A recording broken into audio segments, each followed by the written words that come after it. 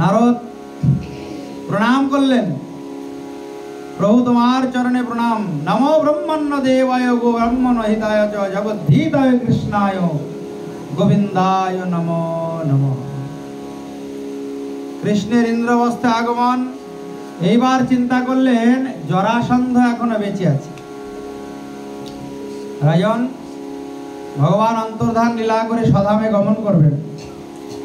চিন্তা করছেন আমি যদি চলে যাই, এই জরাসন্ধ এখনো বেঁচে আছে, উৎপাত করতে পারে। তাই জরাসন্ধকে বধ করার চেষ্টা করছেন ভগবান দ্বারকাধীশ। সুখদেব গোস্বামী বললেন, আচ্ছা গুরুদেব, এই জরাসন্ধ এত বলবান হলো কি করে? ভগবানও তাকে হত্যা করতে পারে না, চিন্তা করছেন কি করে হত্যা করবে।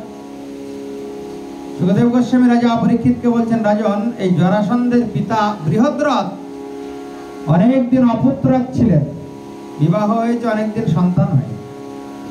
তো বনে গিয়ে চণ্ডকৌশিক নামে এক ঋষির কাছে মনের দুঃখ জানালে ঋষি একটা পাকা আম দিয়েছিলেন, দিয়ে বললেন, যাও এই তোমার পত্নীকে খাওয়াবে, তো একটা সন্তান হয়। তো জরাসন্ধের পিতা বৃহদ্রথ ওই আমটা নিজের না খেয়ে দুই পত্নীকে খাওয়ানোর জন্য দুই ভাগ করেছিলেন, আর দুই পত্নীর গর্ভ থেকে অর্ধেক অর্ধেক সন্তানের জন্ম হয়েছে। একটা চোখ, একটা হাত, একটা পা, অর্ধেক। বৃহদ্রথ চিন্তা করলে, অর্ধ শিশু নিয়ে আমি কি করব, ফেলে দেবো। দুটো পা ধরে বনের মাঝে ফেলে দিয়ে চলে আসে। ওই বনে বাস করতে এক রাক্ষসী, তার নাম হলো জরা। একদিন গভীর রজনীতে দেখে ছোট্ট বাচ্চা ক্রন্দন করছে। কাছে গিয়ে দেখে পূর্ণ শিশু নয়, অর্ধপূর্ণ। দুটি শিশুর অর্ধেক দেহকে যেই এক জায়গায় সংযোজন করলেন, সঙ্গে সঙ্গে একটি পূর্ণ শিশু তৈরি হল। বৃহদ্রথের অপুত্রক অবস্থা। জরা চিন্তা করলেন, আমি বৃহদ্রথকে দান করবো এই কন্যা, এই পুত্র।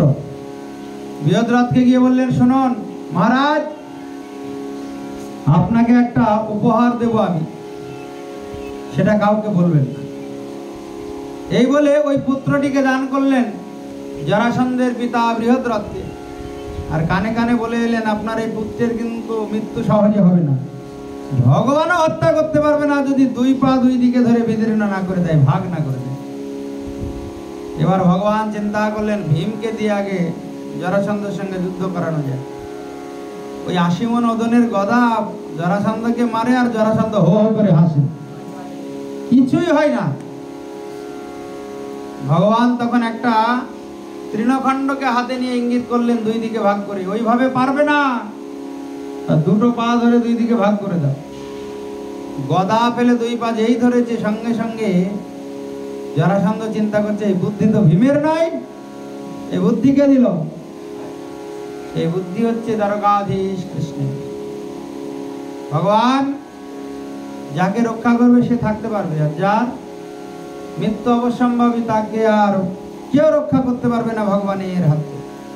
রাখে হরি মারে। জরাসন্ধকে এইভাবে ভীমসেন বধ করলেন। শিশুপাল উদ্ধার হলো, শাল্য উদ্ধার হলো, বলরাম তীর্থযাত্রায় গেলেন, বল্লল বধ হলো। একদিন দ্বারকাধীশের গৃহে এলেন সুদামা নামক সে বাল্য সখা বন্ধু। পত্নী সুশীলা 4 বাড়ি ভিক্ষা করে 4 মুষ্টি চিপিটাক মানে